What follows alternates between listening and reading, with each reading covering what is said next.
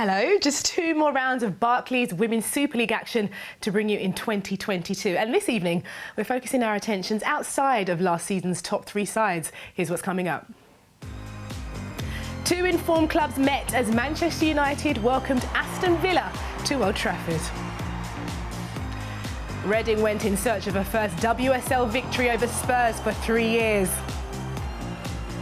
And surprising a few this season, West Ham visited a Liverpool side without a win since the first day. Plus all the goals from a busy weekend in the WSL and the best of the Barclays Women's Championship as well, all in the company of 2-time WSL winner Farrah Williams and Reading manager Kelly Chambers. Welcome to the show. We'll be getting their thoughts on the action shortly, starting with Aston Villa's trip to a Manchester United side who a few weeks ago laid down a title challenge. A title win this term beyond Manchester United. Such little margin for error if you want to be at the top of this tree. Manchester United lead. It's Ella Toone. Oh, it's 2-2. Millie Turner. Would you believe it? The league can do what it wants. Look what we can do for ourselves. It's a huge statement. Watching alongside a record WSL crowd of over 30,000 at Old Trafford was Matt Davies-Adams.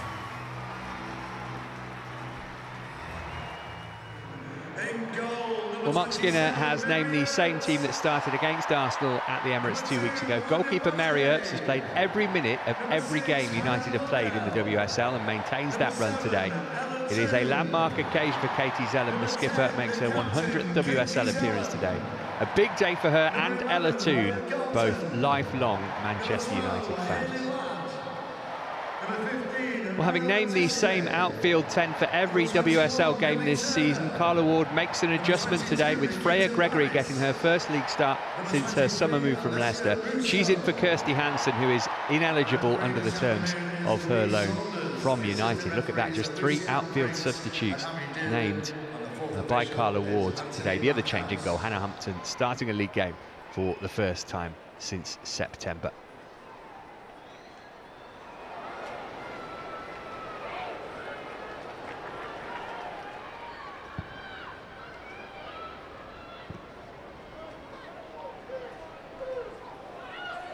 Toone. Badier on the overlap. Toone choosing to feed her. Over comes the first time cross. It's a good one as well, and Russo trying to bundle it in, and then it's stomped in by Katie Zelem, who celebrates her 100th WSL appearance in style. It's a goal that's been coming since the first whistle, and it's the United skipper and United supporter who's got it. Hampton not covering herself in glory on her return to the Villa goal. And Zelem there to poke in the loose ball.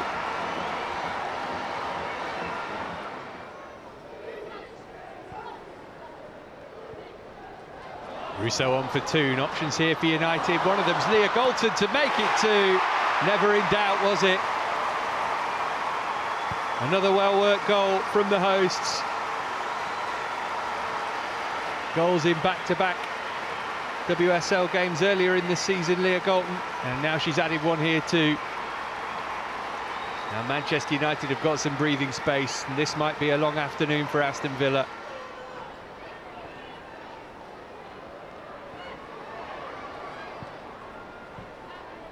Lehmann. Turn it round the corner for Kenza Dali. There have been moments of encouragement coming forward for Villa. Lehmann. That's a good cross, or Daly missed it. It's come right through to the far side though, and a good save from Earps down at her near post to deny Freya Gregory a first Villa goal. Really well worked this opportunity. Nice reverse ball from Dali, great cross from Lehmann. Daly tried to get a touch.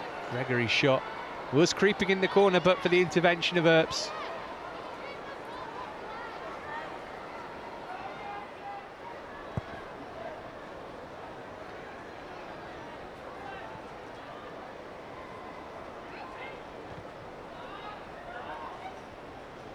Daly trying to win it back off Zelem. He'll run for Lehmann. Now Kenza Dali. Good ball that for Gregory. Spilled to Lehmann, and in it goes, but the flag is up. And Villa are denied the goal back. It'll be worth another look. Really well won back by Daly to start with. Lehmann picked the right pass this time to Darley. Gregory really tight to tell whether she was on or not. Tell you what, that is very, very close.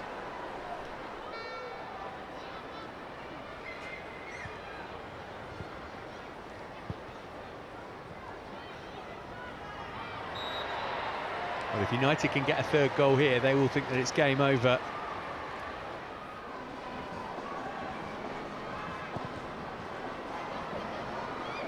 Well, Russo's header, Hampton's palmed it away only as far as Galton. Great block from Pacheco. Now Ladd goes down, no penalty. And then eventually the shot from Letitia, easy for Hampton to deal with, but United, Selland's deliveries from wide have been difficult to deal with all day. Looked like there was an offside in there against Russo. She who made first contact, Hampton less than convincing. The referee has indicated a minimum of 1 minute added time. Unable to grab hold of it, but was there a penalty shout here? Blinkilda on Ladd. Well, yes is the answer to that. Didn't get any of the ball, did she?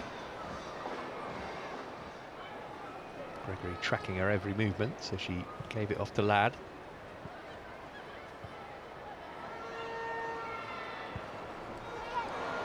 Here's Toon.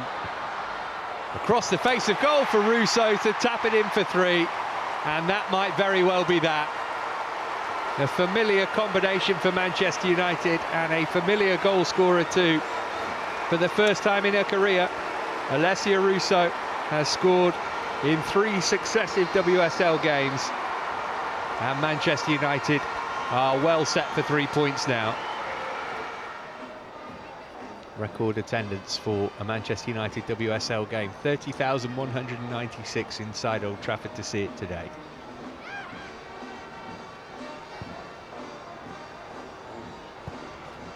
Clever cut back that from Thomas. Oh, what a goal!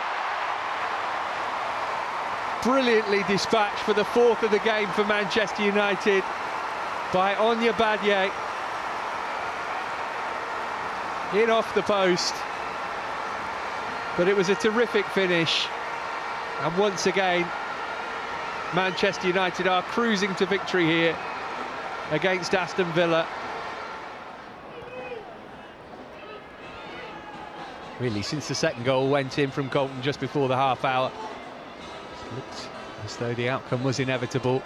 Villa will be disappointed, certainly with how they defended in the first half. They've been a little bit meek overall. Well beaten on the day. Might be about to get worse for them too. Badier looking for her second, and it can be walked into the net for goal number 5 of the afternoon. It's Rachel Williams' first of this season, and she's now scored against Villa for 3 different teams. All about the work from Badier down the right, and Williams couldn't miss. And it was the last significant act of the game, a chastening defeat for Villa, but another great win for Mark Skinner's Manchester United. They go top of the table, maybe only briefly, but they are asserting their claims as genuine title contenders this season in front of a record crowd for a WSL game at Old Trafford. Final score at Old Trafford, Manchester United 5, Aston Villa 0. As well as the victories and trying to win the game, it's about expression, and you know that's what I wanted to see more consistently. And I think, look, there were some moments in the game I think that we could have managed the game better, but you know I'll take the 5 goals and the win, of course. But it's really good signs that we're trying to hold our standards even higher than even a result like this today. We talk about how tight-knit we are. The character of this group will be tested now, and we've got to look after each other. One thing it won't do is define our season. My players have been absolutely exceptional this season, so. These days happen sometimes. Sadly, it's today on one occasion that we didn't want it to happen. So we have to pick ourselves up, we have to learn, we have to get together and regroup and we go again. Yeah, disappointed Carla Ward there. But Kelly, when you see what Manchester United have been able to do after beating Arsenal last week as well, they've done a really good job. And Aston Villa aren't any pushover, are they? No, definitely not. And I think everybody's been questioning whether Man United could quite push on, but I think they're showing this season that they can. They're really going to push for that, to get into the top 3, even for me to start pushing 1 first and second place. So, but they're playing some unbelievable football, and you can just see there that they're not just relying on 1 or 2 players to score goals. There's 5 different goal scorers on the sheet there. So yeah, no, they've got great momentum at the minute, and obviously next week will be a great game to see next with the Manchester derby. Yeah, it's going to be a really tough test for them, but a good one, I'm sure. And we speak about the goals, plenty of goals there, Farah. We can get into these goals now. Look at this is the first goal here, and for Manchester United to be able to kind of just kick this off in style was really important for them. Just 13 minutes. Yeah, an early goal for them just settles the nerves. You know, a big crowd at Old Trafford. You know, going off the back of the Euros, playing in front of the Lionesses played in front of 70,000. But it's a great delivery in, and it's Zellum. You know, Manchester United supporting 100th game in the WSL, scores the opening goal. But it was Ella Toone that was playing in between the lines throughout the whole game that was a problem for Aston Villa. You just saw the slide ball there for Galton, and a wonderful. You can just see here, she just runs off Russo, and it's a great slide ball. But the timing of the run from Galton is perfect, and then it's first time the keeper isn't able to set her feet, and you can see here Toone again in between the lines making runs beyond this Villa back line, and this is Harry Kane like pass, and it was Russo at the back post, but the cross here is perfect from Toone, and it's a great finish for Russo at the back post. But I think Toone was a problem all afternoon for Aston Villa. The way she just worked in between the lines made it really difficult for Aston Villa. And it's great link-up play, isn't it, between Toone and Russo? We are seeing that more and more. They are forming a partnership that is exciting for Manchester United. Yeah, it is. Like Faz has said, you can see him causing problems with Ella playing in between lines, making runs between full-back and centre-half. Who's taking him? Is a centre-half taking him? Is a midfielder having to track the runner? So causing loads of problems. But yeah, look, they're obviously forming a great partnership as a 9 and a 10 at the minute, and obviously they've been doing that when they've played for England here and there. So yeah, it's starting to really come to fruition now. It didn't stop there for goals though. We can go on to the 4th goal. Anya Badje, she was fantastic this afternoon as well. She was a real threat down this right-hand side, Badje, and I think that's her strength. She likes to get forward, and she causes problems in doing that. It's a great delivery, first-time delivery, just puts it into a danger area inside the 6th box. This was a constant for Man United, and look, you can see her here infield. She just doesn't wait though. She's recognising space. She's asking for the ball, and look at that space she just finds herself in, unmarked, unopposed. But as for the finish, I mean, I thought she was going to hit it across the box, and she smashes it just in under the crossbar. It's a great finish, but she's already on the bike. She's already going and anticipating those balls into those areas behind, and gets herself into really good crossing positions. And again, she gets herself another assist here, and a really simple, probably simplest goal Rachel Williams will ever score, and it's at Old Trafford. But she was a constant up and down that right flank for Manchester United. I mean, they had lots of chances, lots of good goals, but Mark Skinner, he said they weren't perfect, you know. They did allow Villa to get under their skin at times there, Kelly. Yeah, I think Mark just holds really high standards. He's like, obviously, Villa created chances on the day, and they're probably chances that Mark won't be happy with some of the defending, etc. But yeah, look, I think he wants him to be perfect, and there's moments where Villa probably should have scored, and obviously great save from Mary there. Obviously they had a goal disallowed as well, so yeah, I think he's just one of those. He wants standards, he wants high standards all the time, and that comes from individuals and collectively as a team.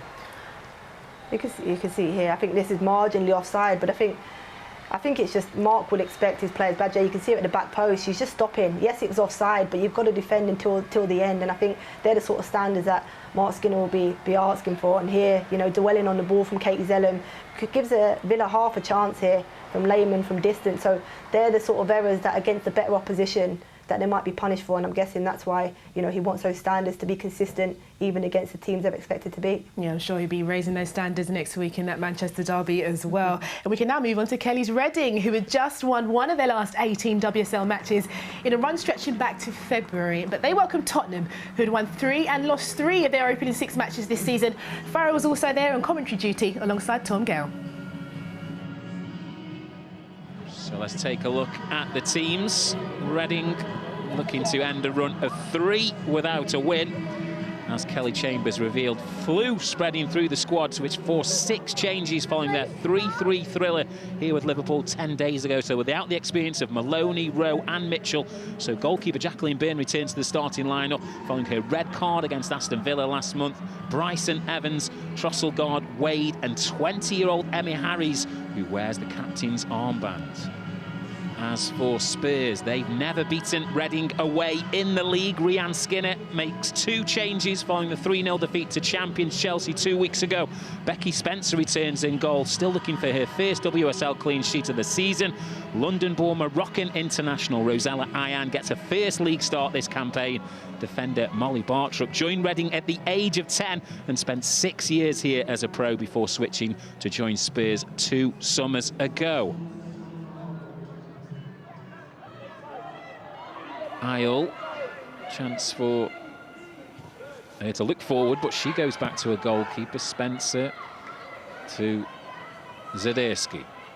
The Canadian picks out Ayan, but Reading again come away with the loose ball. Shooting opportunity from range, and Spencer with the save off the bar. Oh no, it's an own goal! Absolute calamity at the back from Spurs.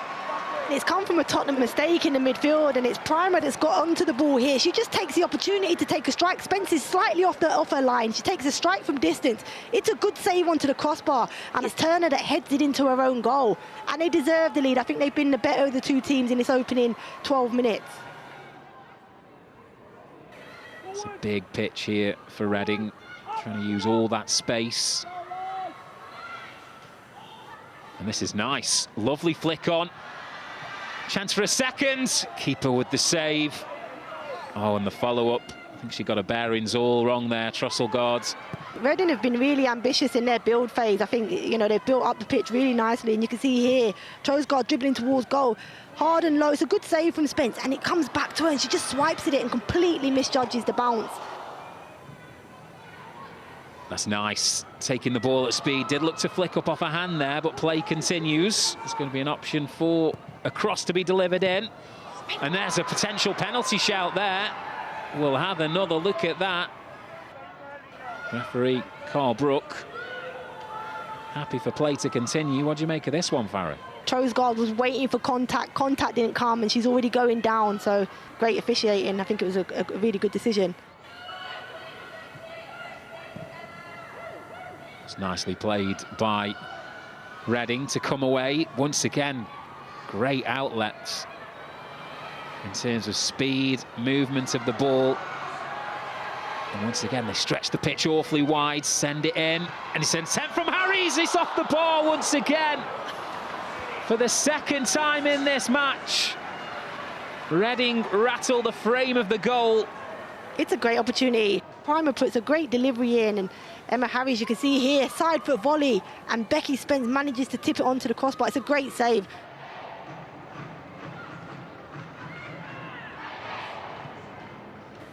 Spence finds Ayan driving forwards, and the Moroccan helps win the first corner of the 2nd half. James with the corner. Welsh international.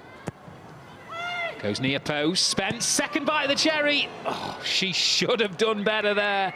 We should be all level early in the 2nd half. Drew Spence with her qualities, normally she would smash that in the back of the net. She'll be disappointed with that. That should be 1-1. Harries for Reading. That's the check back. Bryson, good ball in once again. Trosselgaard back to goal. She's patient. Oh, and that could have ended up in the back of the net once again. Again, I don't know how this hasn't gone in. It's a great ball in from Bryson. Trosgaard does really well, just shifts it, hits it hard and low, and Becky Spence does really well there to get there. Reading and Primer, who comes across square to Eitland. Nice footwork there from the Norwegian, just patient, not trying to force anything. And she's continued her run. Drop of the shoulder, trying to get in behind, but credit to Simonen, didn't dive in. Bryson, the right back, who's come all the way over this far side to take the in-swinging corner. It's going away from goal. James helps it clear. And it's going to be sent straight back in by Reading. Nice improvisation there. Trosselgaard, what a save from point-blank range. Becky Spencer, wow. Reading should be at least 1 or 2 further goals ahead, Farrah Williams. They should be. I mean, this is an unbelievable save here from Becky Spence. It's point blank. Bizzett. And she's able to bring her side forward, and so much space over that far side. It's with Harrop.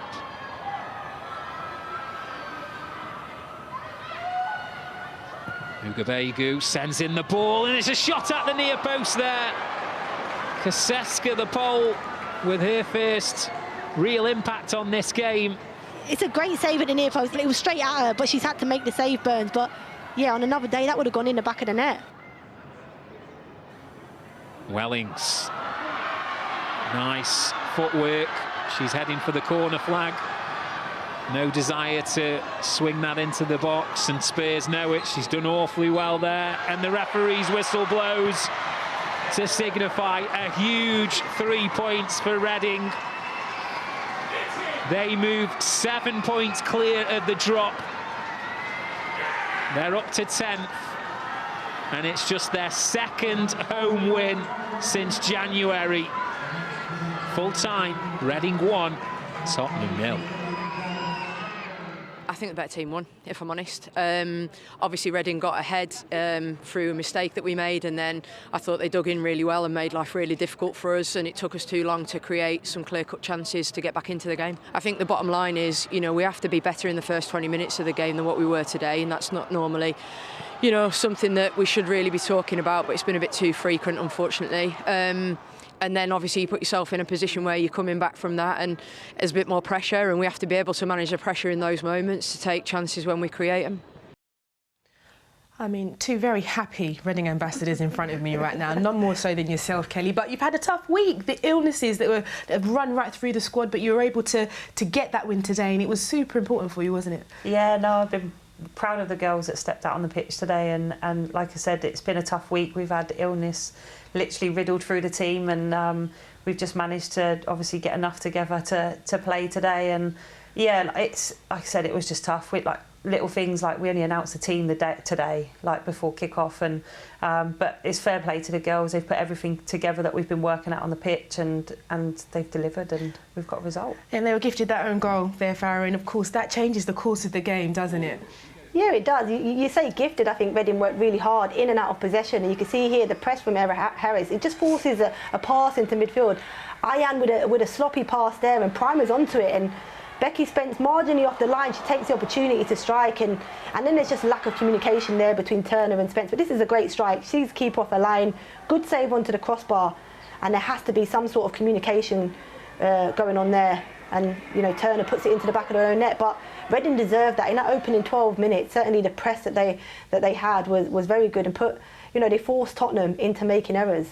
One thing that Farrah was talking about in commentary, Kelly, was the fact that the service from wide areas that Reading were putting across today was actually really good. It's something that you probably haven't seen. You say you haven't seen before this season. It really upped the ante.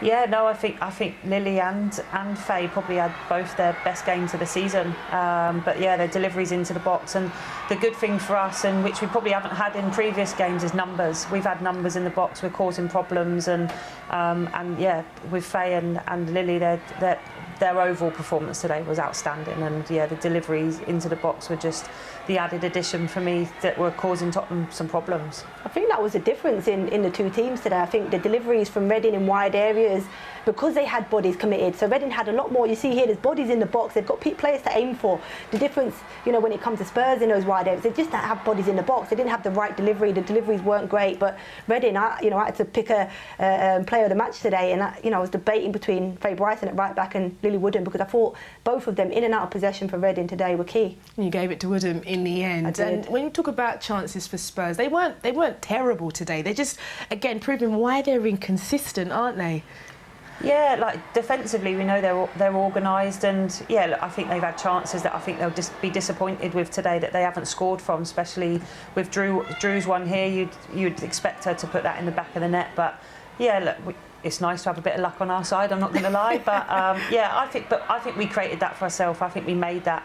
in terms of our performance overall today and everything that we'd been through this week. Like I said, I was so proud of the girls today. One thing I want to ask you, Kelly, though, there was a triple sub there from Spurs, and that impact was quite noticeable. What did you have to do with the girls to try and temper that? Yeah, it gave Spurs some momentum to start attacking the goal, starting being a little bit more front-footed.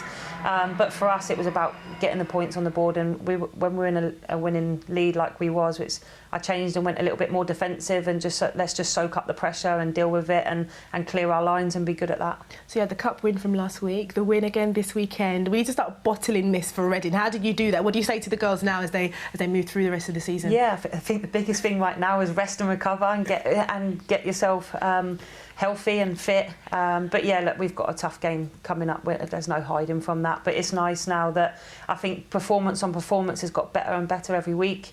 And we've just got to make sure that we continue that. And I think I said earlier in my post-match, Christmas might be coming at the wrong time for us. But we want to finish strong going into Christmas so that we can have a good break and then come back fit and raring to go. Well, congrats again. Congrats again. West Ham had won 3 of their last 5 WSL matches heading into their trip to Liverpool, which we'll see shortly. Of course, they're under the stewardship of former Hammers player Paul Konchesky, and he's now enjoying life off the pitch and in the dugout.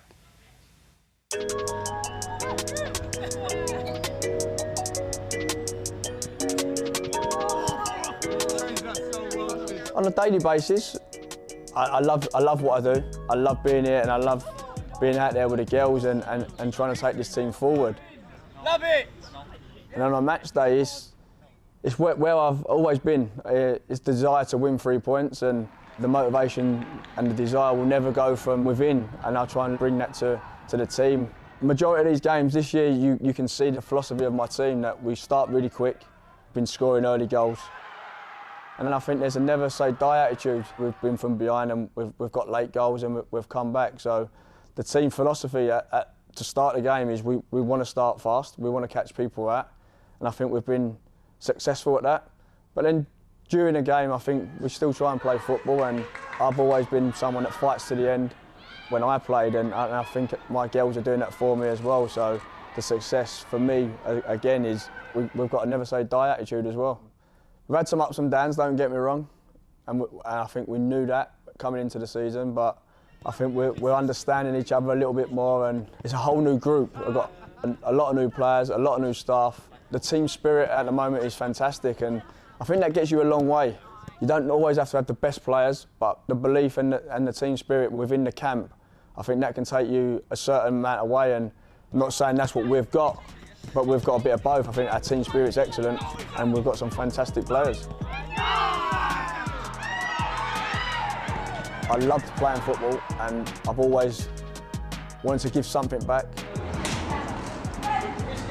To come into a club where I've played, I support, I'm a massive fan, and if I can bring success to this football team, that is satisfaction for me.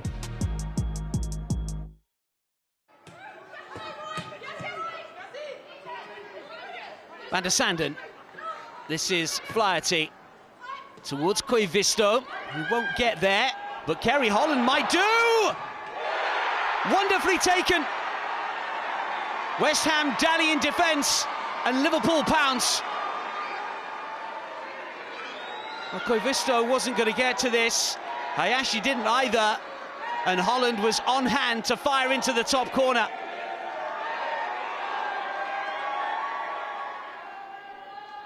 Campbell with yet another long throw. Fight for Flaherty! Just over. Just unable to keep it down. Koivisto to turn. Van der Sanden free. Here is Van der Sanden now. Can she deliver? Oh, only half away. Koivisto! Terrific stop from Arnold. And a good claim as well, second time around. Smith for West Ham. Koivisto looks to try and win it back and does. This is Van der Sanden. Danger here for West Ham. Stengel. Taylor Hands to take a touch and deliver. It'll come to Stengel, who finds the corner. Delicately done, precisely done. And inside the opening quarter of this fixture, Liverpool have two.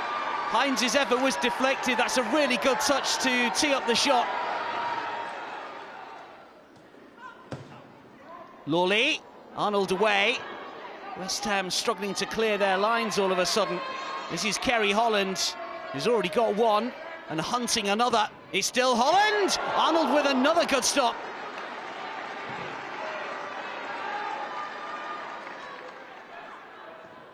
Hayashi just struggling to control that one. And she's lost out here. And Liverpool on the move again. Stengel has got Lawley free. Deep across towards Van der Sanden. The angle was tight. It was too tight for the Dutch international.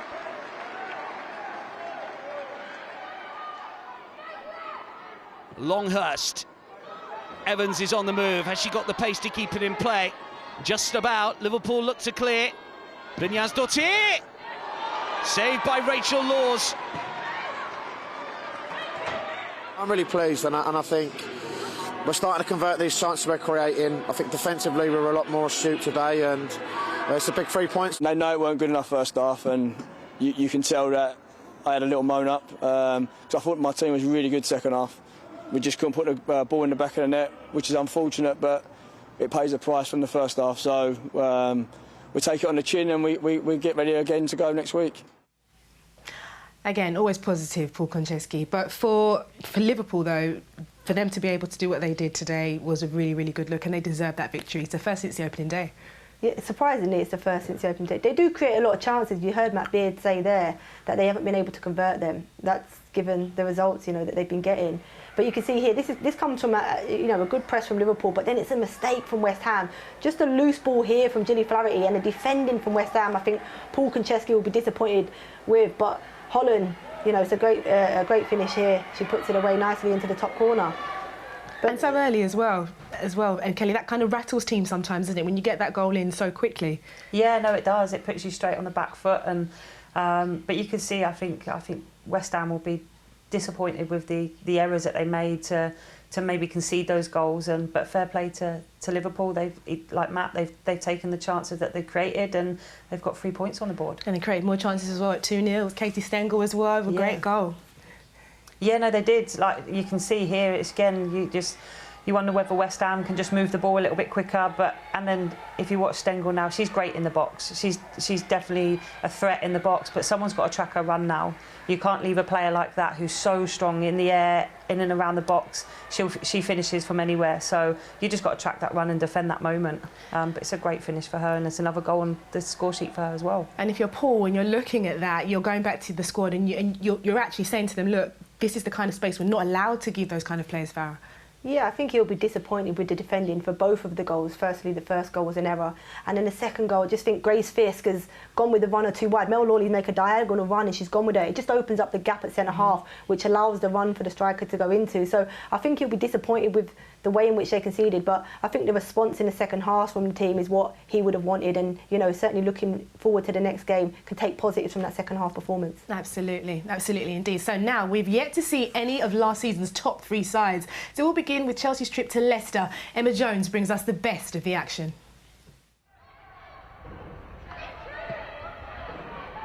Leicester had lost both of their WSL meetings with Chelsea by an aggregate score of 11-0, so the signs weren't great going into Saturday's encounter, and the hosts found themselves behind after just 4 minutes. Guru Wrighton with the finish after clever link-up play with Fran Kirby. Wrighton then turned provider for the second, slotting the ball through to Jessie Fleming for a simple finish. Kirby then got in on the act, controlling with her chest to strike it past Emmy Lambourne, before Niamh Charles headed home from a Wrighton corner to make it 4. Not to be left out, Sam Kerr added another before the break with an emphatic finish from Wrighton's searching cross.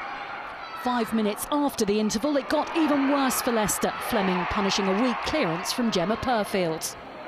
Substitutes Also Abdelina and Beth England then linked up for the latter to head home as 7th, before Kirby bundled in late on to complete the rout and finally put Leicester out of their misery. We scored early when we played here last year, and I think we set off in the same fashion, and yeah, we were really positive, got the early goal and really went on from there. Manchester City had scored 34 goals in 7 WSL matches against Brighton, so it wasn't surprising when the hosts took the lead after just 11 minutes. Beatrice Sari with the own goal after Chloe Kelly's corner tested Megan Walsh. Moments later, Man City doubled their advantage. Kelly cutting in from the right before finding the diving Julie Blackstad. Before the half-hour mark, Gareth Taylor's side had their third. Laura Coombs with the strike after the Seagulls' defence failed to clear on the edge of their box. Brighton were much improved after the restart and were rewarded for their efforts with Lee Hyun-min's scramble consolation deep into stoppage time. But it was too little too late and City claimed a comfortable win. Probably didn't start the game how we would have liked, but in terms of getting an early goal, I think that settled everything, and scored another couple of good goals afterwards. Thought it was a little bit too bitty, our performance in the second half. Maybe it was because of the changes I made, but it was a little bit too back and forth, the game, I felt, and that was due to us being a bit loose technically. Arsenal had won their last 13 WSL games against Everton and enjoyed the better of the early play on Saturday. The hosts eventually making the breakthrough on the 24th minute. Viviana Miedema with the superb finish after wrong-footing 2 defenders to beat Emily Ramsey. Full of confidence, the Dutch striker almost grabbed a second when Steph Catley's corner broke kindly in the box. If not for a great double save from Ramsey and some fine defending on the line from Natalie Bjorn, it would surely have been game over for the visitors. Caitlin Ford had another opportunity to extend the Gunners' advantage, but Ramsey was again up to the challenge. A win though for Arsenal and a 200th club appearance for the returning Leah Williamson. I think it's our second game now in a row with both Juventus and now here, where we have created more chances than we have been able to convert, and we need to, I would have been more worried if we wouldn't have created chances, but of course we need to improve our efficiency. It's a busy weekend in the WSL, but let's start with Guro Reiten, because I know you're a big fan, Farah, and rightly so. She's playing some excellent football. She's in the form of her life, I believe. I think, you know, why she's not being spoken about on, you know, world level. I think she's certainly up there in terms of her consistency of performance. She's been fantastic for this Chelsea team, both in terms of goals and assists that she brings to the team. I think she's fantastic. I mean, Kelly, you're a manager. I know you'd like her in your team. I think anyone would, especially someone with that form at the minute. Like, you only have to watch the goals that she created for Chelsea and against Leicester. Like, it was literally, she just put it on a plate for the strikers to finish. Yeah, you couldn't ask for any more as a wide player. And for Manchester City as well, Kelly, they are saying, do not forget about us in this race for the title. You know, they are pushing as well, and it's really exciting. Yeah, no, it is, and I think obviously there was a lot of talk about them over the summer. They obviously lost some big players, some big characters, but fair play to Gareth. He's got a team together. They're playing his style of play, and they're getting results on the board, and they're actually, like, we played them a couple of weeks ago, they're actually playing some great football, and they score goals. They've got different goal scorers, and that's what you're starting to see of City. But you're right, they're going, don't forget us. Yeah, and in terms of Arsenal as well, we have to have a word on Viv Miedema. They're a fantastic goal, and of course Leah Williamson's back in the squad as well. Viv, you know, her goal is just, you know, the type of player that she is. They're sort of that's what she does, and she has, you know, she's been out of the game for a bit. She went home, she had a few issues off the pitch, and comes back. And when her team are limited in numbers in terms of Kim Little and injuries, she's somebody that will stand up. And then obviously Leah Williamson, you know, 200th appearance in the WSL at such a young age, phenomenal. It's brilliant stuff, fantastic. Well, let's take a look at how all of that affects the table. The Barclays Super League table, starting at the top where Chelsea maintain their 3-point lead. Manchester United jump ahead of Arsenal into second place by virtue of a better goal difference. And Manchester City staying in touch in fourth after their win. Liverpool and Reading both move up a few places each. Now they sit 9th and 10th respectively. In the Championship, there was a huge game in the fight for survival as second from bottom Sunderland travelled to bottom club Coventry United, and it was the visitors who'd be celebrating a vital 3 points at the end. It was Emily Scarr with the first half hat-trick, and then she added a fourth in the second half as Sunderland won that game 5-0. A brilliant result for them. What an afternoon for Emily Scarr and her side. Elsewhere in the Championship, the two sides heading into the weekend. London City Lionesses and Bristol City were both held to a 1-1 draw by Southampton and Durham respectively. Birmingham won 2-0 away at Blackburn. Charlton edged out Sheffield United 1-0, as did Crystal Palace, who won away at Lewes. And that means it's as you were at the top of the Barclays Women's Championship table. London City still a point clear of Bristol City, and Charlton move ahead of Southampton into third. There's now a 7-point gap to Coventry United at the bottom. Coming up on the BBC, Japan and Croatia, they battle it out for a place in the World Cup quarter-finals. Coverage of that round of 16 match from 2:30 on Monday on BBC One. On Thursday, there's FA Cup second round replay action between Gillingham and Dagenham and Redbridge, and that's on BBC 3 from 7:05. And we'll finish the calendar year in the WSL with a Manchester derby. Not any day, folks, it's derby day. Has found the winner! Fabulous from Chloe Kelly. Manchester City versus Manchester United in the Women's Super League, live next Sunday at 12:15 on BBC One and iPlayer. Farah, you and I be reunited next week for that one. Quick prediction from yourself? I think it's going to be a tight game. Both teams have got great form going into it, but I'm going to just edge Man United. And Kelly, for yourself? Oh, I think I'm going to sit on the fence. I don't think we've seen many draws in the league this year. So, yeah, no, it's going to be tight, but it's going to be an exciting one. It should be a good one, and that is next weekend. For now, though, we'll leave you with the Reds of Manchester and their 5 goals in front of a record crowd at Old Trafford, and a royal victory for Reading at home to Spurs. Bye for now. It's dumped in by Katie Zelem, across the face of goal for Russo to tap it in for 3. They are asserting their claims as genuine title contenders. A huge 3 points for Reading.